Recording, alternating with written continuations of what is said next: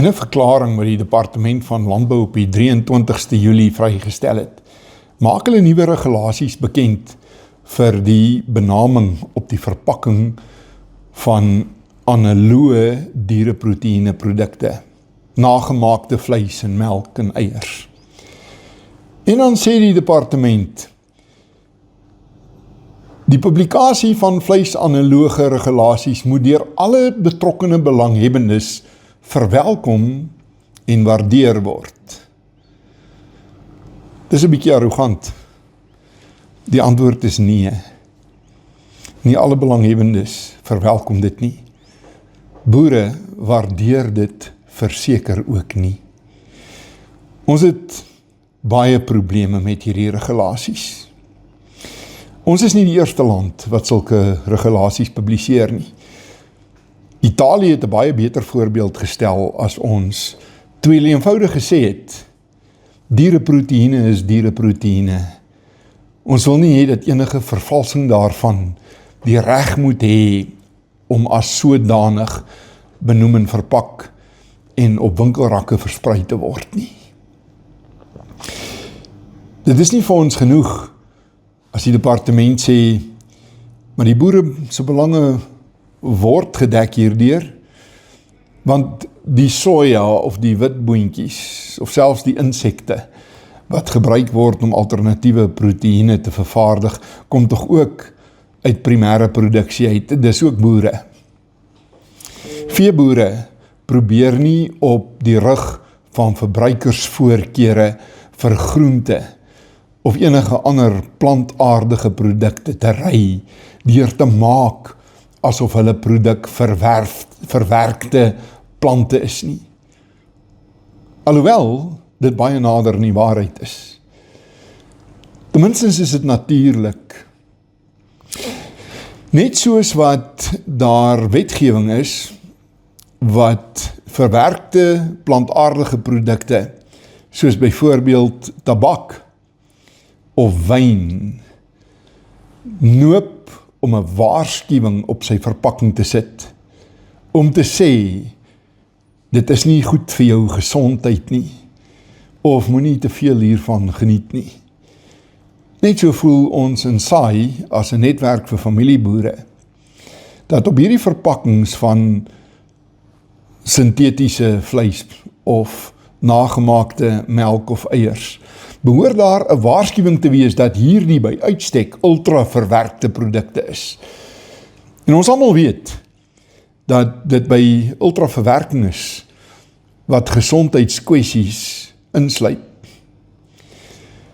Ons verstaan nie waarom die vervaardigers van hierdie tipe van produkte, of dit nou fabrieke is en of dit nou laboratoria is, waarom hulle so groot behoefte daaraan het om voor te gee dat hulle diereprodukte versprei nie.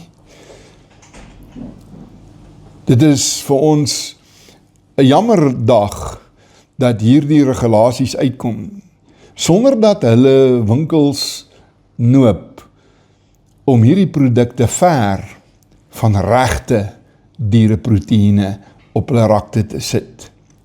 Of dat daar niks in hierdie regulasies is wat die verpakkers nie noop om te sê plantaardige namaaksels van, en dan baie kleiner, hierdie of daardie vleisproduk nie.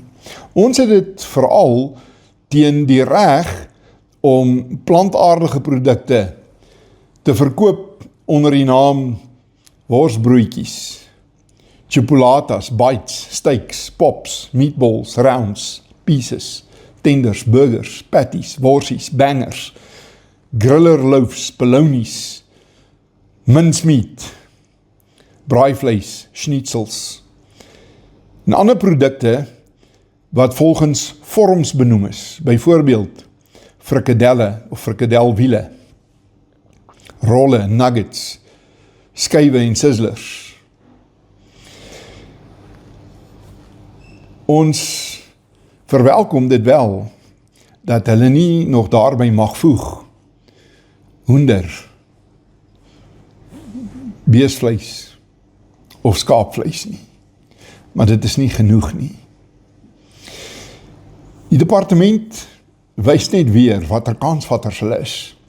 Want in hierdie regulasie sê hulle dat hulle hierdie regulasies goed uitgeklaar het met die industrie. Nou is 'n eenvoudige leuen.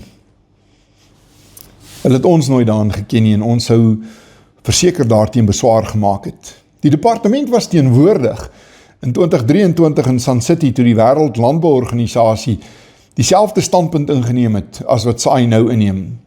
Waar ons gesê het, hierdie tipe van produk kom nie van plaas af nie. Dis fabrieke of laboratoria vervaardigde produkte. Die mense wat hierdie produkte maak, moenie hulle self boere noem nie. Hulle is vervaardigers of wetenskaplikes. En dit pas in by hierdie narratief wat alreeds deur die Eat Lancet groepering in hulle eerste verslag vrygestel is, waar hulle hierdie 3 probleme met die rol van veeboerdery en diereproteïene in die menslike dieet uitlig. Volgens hulle is dit ongesond. Nou, daar's geen wetenskaplike begronding daarvoor nie. Diereproteïene is nie ongesond nie. Trouwens, 'n tekort daaraan kan gesondheidsprobleme veroorsaak. Die mens is nie aangepas om net plante te eet nie. Daar is sekere noodsaaklike elemente, soos vitamine B12, wat jy net uit rooi vleis uitkry. Daar's nie 'n ander bron daarvoor nie. Kinders wat nie genoeg diereproteïene inkry nie, ly baie maklik aan onderontwikkeldheid. Die tweede probleem wat uitgelig word teen diereproteïene is dat dit 'n negatiewe impak sou hê op biodiversiteit, klimaat, die natuur en dies meer. Dit is ook op te snert. Een van die grootste probleme met biodiversiteit is juis wanneer jy miljoene hektare onder monokultuur moet produseer. En weet jy hoeveel boontjies jy moet plant om 'n ton vleis na te maak? Die derde probleem is die eintlike probleem wat hulle met ons het, en dis 'n woke probleem. Dit gaan daaroor dat hulle die bloedargument teen ons kop gooi. Waar kry die mens die reg om homself hoër as ander spesies te ag? Hulle verlaat hulle op diere regte en die reg om te lewe en nie opgeëet te word nie. Hulle wil nie hê dat ons diere moet doodmaak om dit te eet nie. En dit is natuurlik 'n argument waarvoor geen boer maklik sal val nie. Dit bring 'n tipe van 'n spesiesme na die oppervlakte. SAI, omdat ons kyk na die belange van regte boere, val ook nie daarvoor dat dit ons voedselekonomie sou bevorder nie. Want die mense wat dit bevorder, is by uitstek verwerkers, dis maatskappye, is nie boere nie. Dis dieselfde probleem wat ons het met die landboumeesterplan. Hierdie regulasie sou baie goed regverdig kon word binne die raamwerk van die meesterplan, omdat die meesterplan vir landbou by uitstek 'n plan is sonder boere. Het gaan oor al die ander rolspelers in die waardeketting, maar dit gaan nie oor die boere nie. Ons bevorder gesonde dieete. Gesonde kos kom van plase af.